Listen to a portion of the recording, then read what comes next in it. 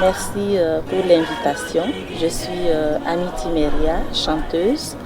Je suis originaire du Burkina Faso.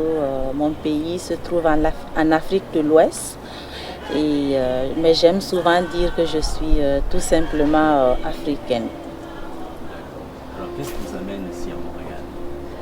Je suis à Montréal dans le cadre du festival de musique international Nuit d'Afrique. Et je dois donner un concert ici à Montréal le 20 juillet sur la grande scène des Nuits d'Afrique. J'aime toujours dire qu'en musique, il n'y a jamais d'acquis. Il faut travailler sans relâche. Et c'est un art qui se pratique en groupe. Et c'est pas par exemple comme un peintre qui est seul face à son tableau. C'est une activité d'harmonie entre plusieurs personnes. Il faut être à l'écoute des personnes avec qui on travaille. Sinon, il faut toujours bosser et se mettre en tête qu'il n'y a jamais d'acquis. Toujours vouloir se mettre en cause également pour pouvoir avancer et faire mieux que ce qu'on a déjà fait. Disons que j'ai commencé à m'intéresser à la musique dès ma première année d'université. Disons que je venais de la zone de Bobo-Dioulasso et j'étais un peu perdue dans la capitale et je ne pratiquais pas de sport et donc les soirs, les étudiants, chacun avait son activité.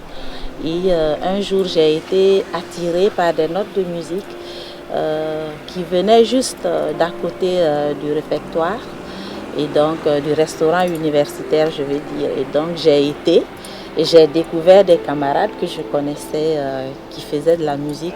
Et je me suis amusée à chanter et ils m'ont encouragée et tout est parti de là. Disons qu'à l'époque, chez moi, il n'y avait pas suffisamment de structure. Et donc, c'était ma première difficulté. Mais par la suite, comme on aime à le dire, l'appétit vient en mangeant. Et du côté de mes parents, j'ai eu beaucoup de soutien parce que ce n'était pas évident à l'époque pour une jeune fille étudiante de se lancer dans la musique, mais heureusement j'ai eu le soutien de la famille et j'en suis aujourd'hui très reconnaissante. Disons que l'environnement dans lequel je vis m'inspire beaucoup. Les problèmes de l'Afrique m'inspirent beaucoup. La tradition africaine, elle m'inspire beaucoup. J'essaye très souvent de me positionner entre cette tradition et le monde actuel que nous vivons. Et tout cela m'inspire, voilà, la non-violence, la paix et des problèmes de société également. C'est un fléau, c'est toujours considéré comme un fléau malgré toute la sensibilisation autour de ce mal. Mais je pense que le message commence à passer parce que nous voyons vraiment une régression de l'excision, en tout cas au niveau de l'Afrique de l'Ouest. Et je dirais à la diaspora que l'Afrique c'est votre source, c'est le berceau qui vous a vu naître et grandir peut-être. Et je vais dire à cette diaspora d'avoir toujours un œil sur ce continent qui a besoin d'elle et qui a besoin également de son expertise. Et je vais dire aux uns et aux autres de ne pas du tout oublier l'Afrique. Et tant que vous pouvez, revenez vous ressourcer. Tant que vous pouvez aider, tant que vous pouvez accompagner, n'oubliez pas votre continent. C'est, je dirais, ce jeu de donner et de recevoir qui doit exister entre vous et l'Afrique. Je crois que dans le monde, il est reconnu que la femme est un être plein, qui a beaucoup à donner. Déjà, elle donne la vie. Elle est très ouverte de par sa nature. La femme a beaucoup à donner.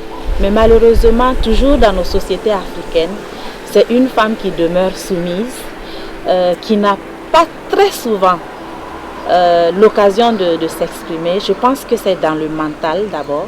Il faut travailler à changer ce mental-là, à se dire qu'en Afrique, la femme représente globalement 52 à 53% de la population. Laisser cette grosse partie de la population en marge de l'avancée de la société, c'est en fait du même coup réduire les chances de cette société de plus de moitié à aller de l'avant, à s'en sortir. Je crois qu'on doit désormais tenir compte, les politiques doivent désormais tenir compte du fait que la femme, c'est un gros potentiel social, économique, politique. Et elle doit être présente dans toutes les sphères de décision et sa voix doit compter désormais et sa voix est très importante pour le décollage réel de ce continent, l'Afrique, que nous aimons beaucoup. Déjà, je dirais à mes sœurs, à mes fils aussi pour papa, et à mes filles, je leur dirais souvent les solutions de facilité ne sont pas les meilleures. Dans la vie, il faut savoir ce qu'on veut. Il faut se dire que les chemins les plus difficiles sont les plus sûrs et ne pas tomber dans la facilité et donc continuer de se battre. Je leur dirais tout simplement que la vie c'est comme une piscine. Il faut toujours nager. Dès que vous baissez les bras, vous tombez dans le fond. Voilà ce que je leur laisse comme image.